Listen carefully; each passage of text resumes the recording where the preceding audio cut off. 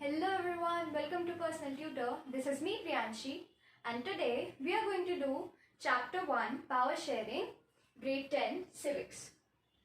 This chapter is really easy, interesting but yet very important for your boards.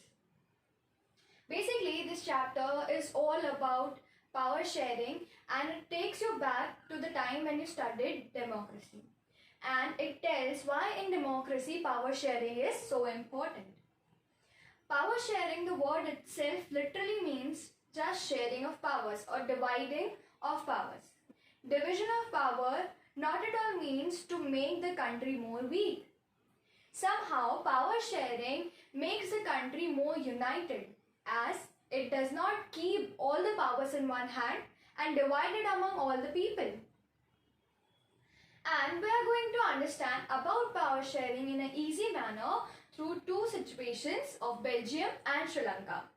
Starting with the first one, which is Belgium. Belgium is a country in Europe. As we all know, Europe is a continent. Belgium is a country in Western Europe. Its area is as big as the state of Haryana in India. As we know, Haryana is just a small state. Its area is same as that of a country, that is Belgium. But its population is yet very low than Haryana, which is just half the population. Around 1 crore people are there living in Belgium. Its neighboring countries are Netherlands, Germany, Luxembourg and France. Here you can see a map of Belgium. This is a rough map of Belgium showing you the two regions about which we are going to study ahead. Here are the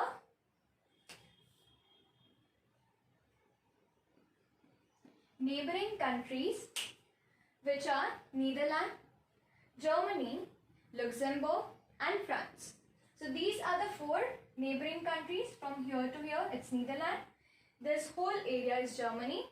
This is Luxembourg and towards the western side it's France. Now we are going to study about the ethnic composition of Belgium. First of all, what's the meaning of the word ethnic? Ethnic simply means same cultural background.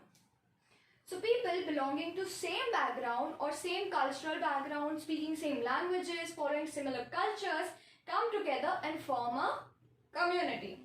Similarly, in Belgium, there were two groups, one who spoke Dutch, second who spoke French. Dutch and French both are two languages.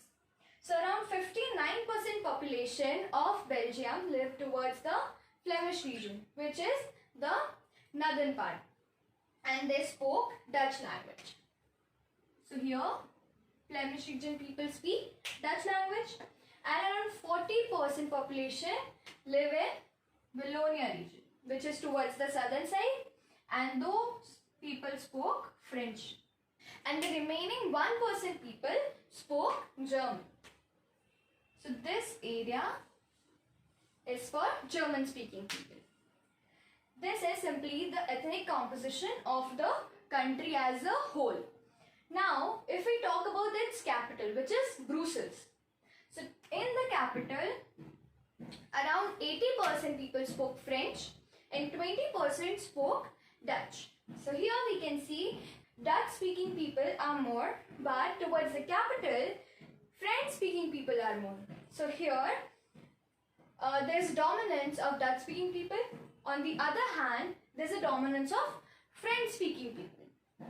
As we know, if there are any two communities and any one community has a majority, then that community tries to dominate the other one. Means it's a simple idea कि अगर हमारी class में भी अगर कोई दो बच्चे हैं and one is super strong and there are many other students towards his side, तो this is so they'll make sure कि जो सामने वाला कैंडिडेट है वो हार जाए क्योंकि वो माइनॉरिटी में है. सिमिलरली यहाँ पर भी वही हो रहा था. दो कम्युनिटीज थी तो दोनों के बीच में बहुत कॉन्फ्लिक्ट और टेंशंस चलते रहते थे, ये देखते हुए कि कौन सी कम्युनिटी मेजॉरिटी में है और कौन सी माइनॉरिटी में है. Now what are the reasons for tensions between these two groups? First is French speaking people, though they were less in the country, but still they were rich enough and were powerful. They have some extra power than Dutch speaking people. So this was one of the main reason for their tensions. Second was that Dutch speaking people got their economic and educational benefits much later than French people got. This was second reason. First was based on French, second based on Dutch. Towards the capital, the main tension was here the Dutch speaking people were although more. Towards the capital, they were so less. So they think that if they can show their majority in the country, can they do the same in the capital also? But here they were in minority, so they were not able to do so. So these were three main reasons for their tensions and conflicts. Now we'll see how the government practiced power sharing and what are the major methods which they used to accommodate and to take out these two communities together and resolve this conflicts. Okay, so now we'll see accommodation in Belgium. Till now we have seen that there were two groups in Belgium that were Dutch speaking and French speaking. Now we'll see कि किस तरह से वहाँ के लोगों ने अलग अलग कम्युनिटीज़ को समझा, दोनों कम्युनिटीज़ के बीच की कॉन्फ्लिक्ट्स और टेंशन्स को समझा और फिर उसको किस तरह से रिजॉल्व करा. So basically between 1970 and 1993, which is around 23 years.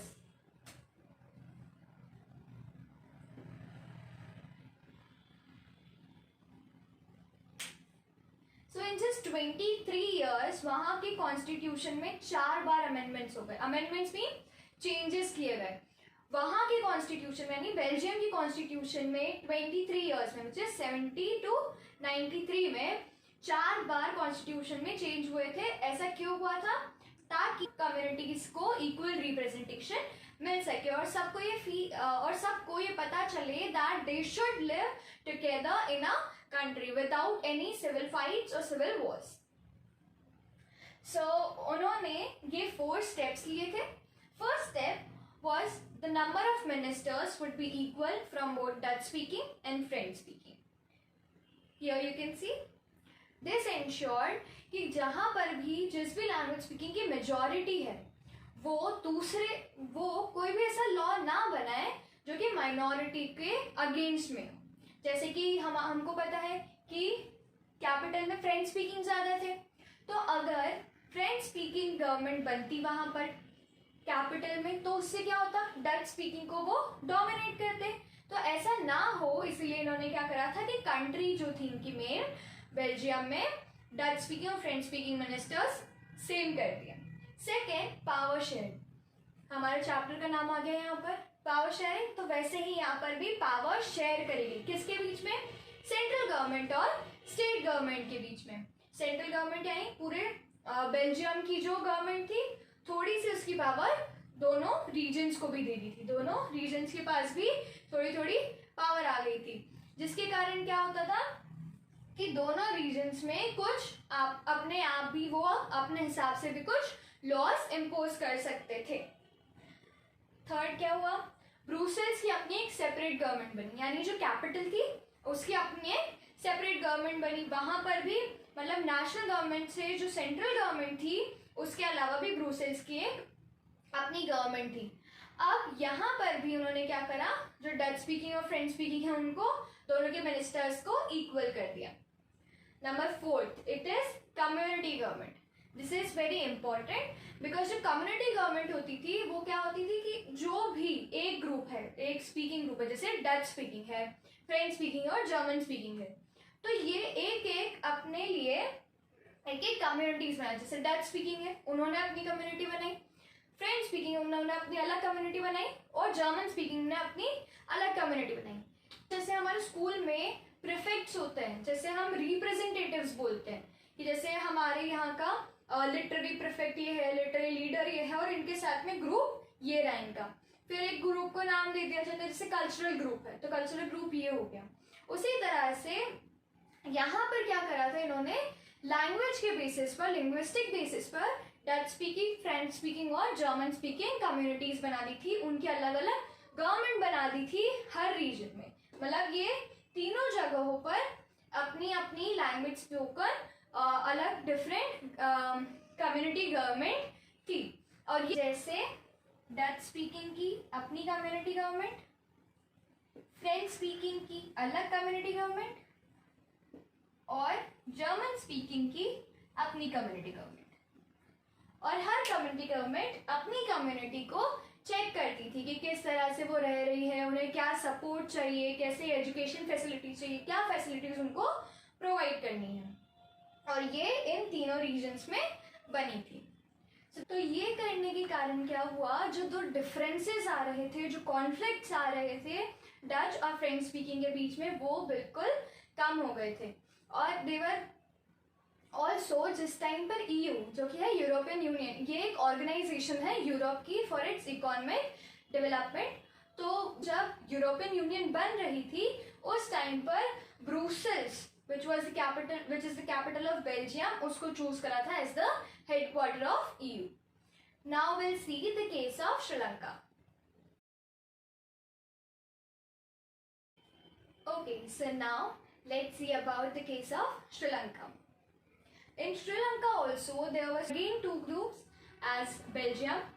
First was Sinhala speaking, second was Tamil speaking. Sinhala was 74% and Tamil were 80%. यहाँ पर वो कैपिटल वाली प्रॉब्लम नहीं थी, यहाँ पर पूरे कंट्री में ही डिवीजन ऐसा था। सिन्हाला जो लोग थे, Sinhala speaking people, they mostly followed Buddhism, and Tamil speaking people were mostly Hindu और मुस्लिम। तमिल स्पीकिंग पीपल में भी दो डिवीजन थे, पहला Sri Lankan Tamil and second were Indian Tamil. Sri Lankan Tamil were the natives, और जो लोग वहां पर ही रहते थे श्रीलंका में स्टार्टिंग से, उनको बोला जाता था श्रीलंकन तमिल।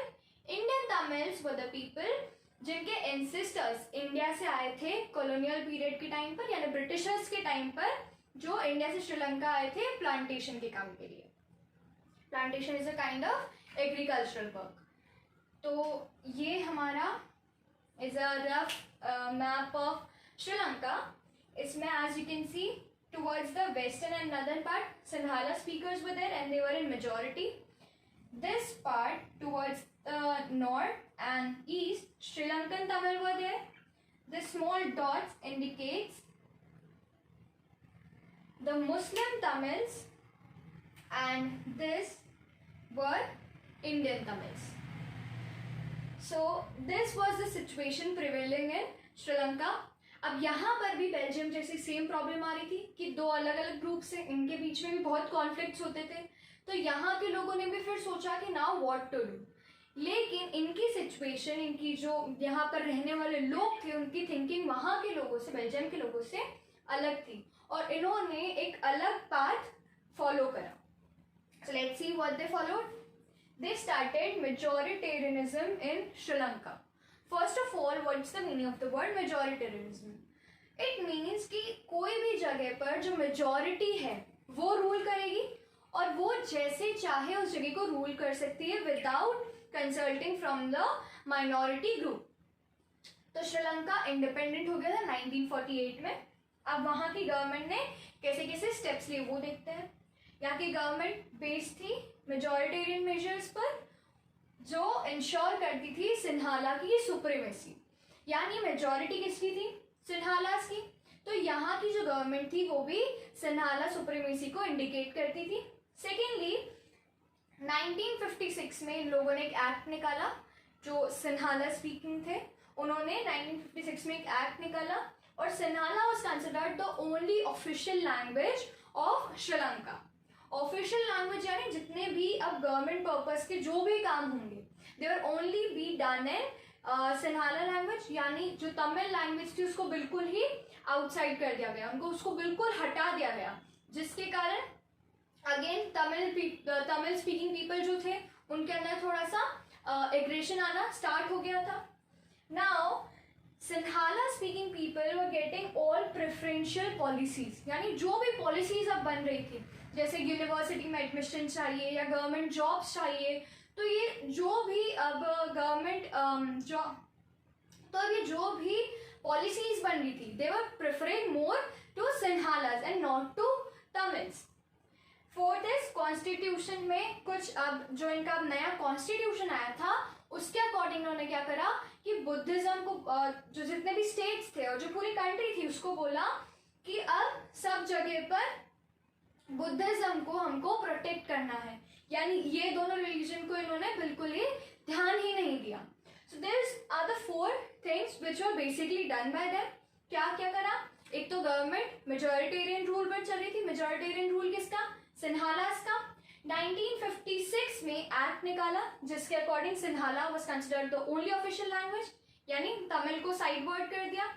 थर्डली, सिन्हाला को सारी जितनी भी पॉलिसीज थी वो सब उनको प्रेफरेबल थी। फोर्थ, कॉन्स्टिट्यूशन के अकॉर्डिंग अब बुद्धिज्म को प्रोटेक्ट कर कर रखना होगा, भले आप इनको करो ना करो, you have to protect Buddhism. इसके कारण क्या हुआ? तमिल स्पीकिंग पीपल जो थे उनको बहुत ऐसा लगने लगा कि हम माइनॉरिटी में हैं तो ये लोग तो हमको कहीं पर भी प्रेफरेंस दे ही नहीं रहे हैं, ये ना तो हमारी लैंग्वेज को समझ रहे हैं ना हमारे कल्चर को समझ रहे हैं। इसे मतलब they are not accepting us, they felt like they are not accepting us, जो भी हमारा जो कल्चर है उसको ये लोग बैकवर्ड रहने दे रहे। और इसी के कारण उन्होंने कंट्री में कई सिविल वॉर्स करा दिए। Civil wars are like main conflict between 2 groups within the country. Country के अंदर कोई भी ऐसा कॉन्फ्लिक्ट जो 2 या 2 से ज्यादा कम्युनिटीज के बीच में हो रहा हो और वो इतना ज्यादा एग्रेसिव होता है कि it somehow look like war only. तो ये दोनों कम्युनिटीज के बीच में सिविल वॉर स्टार्ट हो गए। अब क्या हुआ कि यहाँ पर जो तमिल स्पीकिंग पीपल थे उन्होंने बहुत बार उनको कोशिश करी सिन्हाला स्पीकिंग्स को बताने की that are language and culture should already Sinhalas, लेकिन उन्होंने ये बात नहीं मानी। 1980s के अराउंड जो तमिल पीपल थे they demanded Tamil Eelams in the northern and eastern part. North और ईस्टर्न पार्ट में उन्होंने बोला तमिल इलम्स, इलम्स मीन स्टेट, कि आप हमको भी हमारा एरिया दे दो, वहां पर हम हमारे हिसाब से हमारी गवर्नमेंट चला देंगे। बट उनकी ये बात नहीं मानी गई, उसको भी सप्रेस कर दिया गया।